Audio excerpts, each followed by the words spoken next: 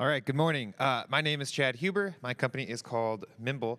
And what we do is we're making banking engaging and fun. And I think we might understand this problem. 59% of millennials don't think banking products are built for them. Now, this is a problem if you're a bank because you ultimately want people to use your product. But that's tough, right? Because the space is being disrupted in new ways. We've got new challengers, we've got companies like Acorns and Capital, Digit, so on and so forth. But also companies like Amazon are getting in the game, and we're seeing new innovations from tech companies as well, like Google and Apple. And so we actually asked ourselves, what if banks could be as engaging and innovative as startups? What would that look like? What could they do? And we came up with making the banking experience more rewarding. And we do that in kind of 5 key ways. So the first is simplifying savings, so just making it easy to get started, especially for young people who haven't done it before, making it relevant to life with things like savings goals, saving for a vacation or a new car, something that's actually more short-term as opposed to just long-term. Providing in-app rewards, things like cash back, perhaps gift cards, perks from brands, some of the top brands as well, companies like Nike. And then adding this element of social gifting. We roll this all into one that we actually bring to banks. Here's how it works. So Mimble and our tools actually sit within native banking app. So when you open up your bank's dashboard, your app, you can see there's a couple different components. Now, the foundation is actually gift cards. So I'm going to dive in here, and I'm going to see that I can use a gift card or I can buy a new gift card. But I'm really most concerned about sending it to my friend. So I'm going to go in here. I know it's his birthday. It's actually Holger, our CTO. I know he likes coffee. So I'm going to get him a Starbucks gift card. I'm just going to quickly enter the amount. I'm going to pay for my checking account, so it's super simple. I can send it on a specific day, write him a little note if I want, and then I can just enter his name and his email address. He doesn't have to be a part of the same bank. It just gets delivered to him, and he can use it on his phone regardless of being with us or not, being on the same bank or not. So once I send him that, of course, I want to go get a cup of coffee. So I'm going to head down to Starbucks. I'm going to order my latte. And as I approach the register, I'm going to open up my gift card. I see it's sent from our sales guy, Rocky. He gave me $5. I'm going to tap the card. It's going to spin around to a barcode, and I can just scan that at the point of sale system. It's super easy for me. It's very relevant. I'm starting to use my banking app in everyday life, and it's helping me do things like connect with friends over a gift. So that's the foundation. So I'm going to kind of go back out, and I'm going to dive into the savings piece. And I can see down here, kind of at the bottom, on my savings dashboard, I'm just getting started. I've got $155 saved, and I'm actually working towards a savings challenge. I've got $45 to go before I receive a $20 gift card to Topgolf, which is really cool. So I'm incentivized now to take an action that's good for the bank, like growing deposits. Now, below that, I've got a couple different savings goals. I want to go to Nike, I want some new basketball shoes, and I also have an emergency fund getting started, but I know that I have a vacation upcoming. So I'm going to create a new goal, I've got some options, and I'm going to go click on vacation. Now, once I'm here, I'm going to set my budget. I can slide it back and forth. It's interactive. It's not just me typing in a number. Once I set that amount, I can do the same thing for the date. I know it's going to be in 6 months, about $50 a month, and now I can set a deposit schedule that works for me. Now, I can time this with my income or with anything else, just something that makes it seem easy. Now, in the background, that's automatically going to happen. So I don't have to manually move money to my savings goal. The app will just take care of it. So we're going to kind of fast forward here, go to 50%, and then we get a congratulations, right? I've now achieved my savings goal, and it's fun. I should feel good about that. I can share it with friends, and I can kind of back out and create more goals. So what have we done? We have driven new mobile engagement for the bank. It's day-to-day use. It includes my social network of friends and family. It's relevant throughout the year, right? We give gifts for graduation, for birthdays, for holidays, all these different points that now I can engage and trust my bank in a new way. It's a deeper mobile experience, and with the savings aspect, it achieves a key thing that the banks want, which is driving mobile growth, deposit growth. So we have about 85 brands right now. We're adding new ones all the time, and these brands add interest to the app as well. And a really cool thing here is that we're diversifying a revenue stream for the bank. So as we sell these, we earn a commission on the sale, the bank earns a commission, and that means that it's really easy for the bank to roll out. I call this non-interest income. And the bank can actually use this, and they can fund different programs for you as the user, things like that $20 gift card to incentivize savings. So it actually gives them more tools to help you as a consumer as well. So gifting at the core, why do we focus on gift cards first? Well, it's a massive space. We all plan to spend about 55% of our gifting budget each year on gift cards. That equals about $300 or $400 a year, and it's a space that's going to double in the next 5 years. So our team, my background is B2B2C in digital marketing. My co-founders have worked for Amazon. They've been gift card pioneers. Our advisory board has spent time as CEOs of Bancorp. They've worked as head of growth at Simple. They've led design at companies like Nike, Apple, and Chanel. So where are we at today? We graduated in QCF in the fall, and we were a consumer-facing company. In the last couple months, we've joined an accelerator backed by FIS. FIS, by the way, powers about 20,000 banks. They're the largest fintech on the planet, and they've invested in 10 companies as part of a program. So they've invested in us to turn our consumer-facing technology into banking software. Now, we're currently launching with banks starting in Q1 and finalizing the banks we're working with right now. So the opportunity for us is we're closing a final $200,000 angel round before we ramp up and raise direct equity this fall. So with that, I'm Chad. We're Mimble. Thank you.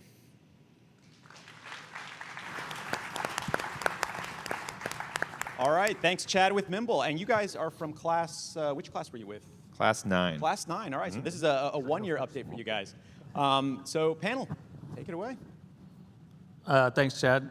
Well, I'm going to do the softball critique. The easy one is you blew your time.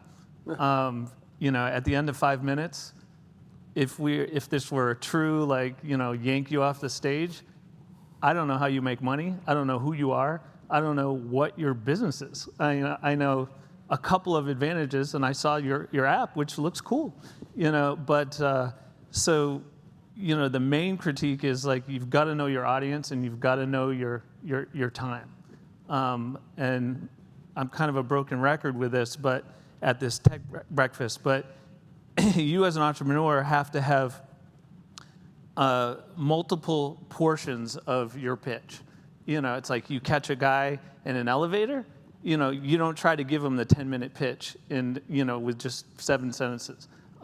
Whereas if you've got a little bit more time, you don't want to come. If you've got 45 minutes, you don't want to come with just 5 minutes worth of content. So that's just sort of the obvious critique. Thank you. Jed, I thought you did a great job. Delivery was really, really good. A lot like Garth's is probably, maybe you dove a little too deep into it. So I always say the goal of the pitch, depending on whether it's in an elevator or not, is to get to the next meeting, right? Sure. Is to get their interest and get them to the next meeting.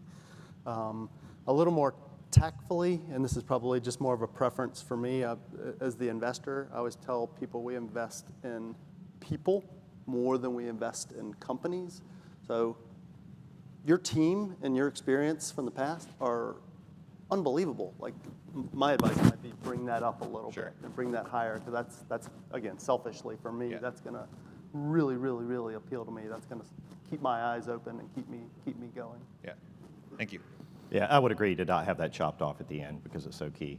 I'm curious, because I followed you in class 9. Mm-hmm. What caused the pivot from being direct to consumer to involving banks? Yeah, good question. So there are thousands of financial institutions in the US. They don't have the ability to innovate like a venture-backed startup in the space. There's a huge unmet need, and they serve millions of people across the country. And so what we can do is by partnering with somebody like FIS, who powers their core technology, we can actually become their innovation arm in a way that allows us to drive revenue, and we don't have to compete with these companies who have raised hundreds of millions of dollars. Got it. So one thing that's really unique about where we are in the cycle is banks are trying to drive deposits right now, because they're borrowing money from the Fed at 2.5, and their saving rates are much lower. So I would probably, if you're pitching to a bank, if you're selling, I would focus on the driving deposits piece because you're helping people save. Yeah. Yeah, we've had a number of conversations with banks. For example, we've met with 10 so far as part of this FIS program, and we're in follow-up conversations with 6 of them. So we're batting about 600 as far as interest, which is pretty good. Good. So again, Chad, the sell is to the bank, right? The bank is the customer for you. Yeah, and kind of what you saw with the demo is this one is heavier on the bank sale piece as opposed to the investor piece, but it was a little bit rushed getting out. Yeah. No, I thought you did a great job. Yeah, no, again, I thought you went pretty deep, which I enjoy kind of going in and better understanding how you sit. Certainly the customer acquisition model, I guess it'll be through the banks, right? So you're not having to spend as much on acquiring customers. Exactly. And so we end up turning from kind of a customer acquisition play with the consumer, which is really hard, especially in financial, especially being standalone and trying to get trust. I mean, how many people trust a startup with their money? I mean, not a lot. I mean, if you total up all the biggest tech startups, fintech startups, they're maybe 20 million users out of, 150, 200 million banked people just in the US. So you're looking at a tiny fraction of the market that actually uses them, as opposed to a massive market who uses banks. And so that's what, it's really crucial for us, with the FIS being backed by them, we get access and trust. We leverage their trust and their relationships with banks to get in with them. So we become more of a sales organization as opposed to a customer acquisition or marketing organization in that regard. Yeah, and then actually, I want to kind of go to your point about how we make money. You kind of brought that up. Yeah, I was just going to bring that up again. Yeah, I realized I made that note and I forgot about it. So how gift cards work is when we go to a company, say a Nike or whoever, and we say, hey, we want to sell your gift card, they give us a discount for it, for distribution. And so anytime somebody buys a gift card through our platform, maybe it's a 10% total margin. So we take that margin and we share with the bank. And because we can share in that margin, we actually don't have to charge them a monthly fee. And that's an advantage that we have that pretty much every other company who sells to banks doesn't have. Everybody else has to prove an ROI metric of give us $10,000 a month and you're going to see $25,000 a month in value, either from generating new revenue like deposits and loans, or you're going to save costs and efficiency. And so we kind of come at them from a new angle, which has been really successful for us, saying, hey, actually, we're just going to make this really easy for you. We'll build the tech. We'll work with FIS to integrate it into your core system, and you just need to nail it. We'll help you with marketing, and we'll all start making some money. When you were working on the customer acquisition model, how many customers did you drive? How many consumers signed up for the app? Like I signed up for the app. I haven't used it yet, but how many of me That's do you right. have? That's right. You did. So we've had about 300 downloads. We ran into issues and friction trying to get people to connect their checking account and then open up a new DDA being a direct deposit account to actually hold the money. And that was the main friction point we had. And we had a lot of feedback from people saying, hey, I want to use this, but I want to use it within my bank. Can you do that? And we're like, well, not yet. So that's what, we started getting a lot of that feedback and realized that we have something valuable, but, with a big point of friction, made it tough to overcome. Yeah. Where were you parking your DDA accounts for those customers? We use a bank called Evolve Bank. So they're based out of the Midwest. They do a lot of banking like this for other companies. Got it. Yeah. About your pitch, how do you feel you did?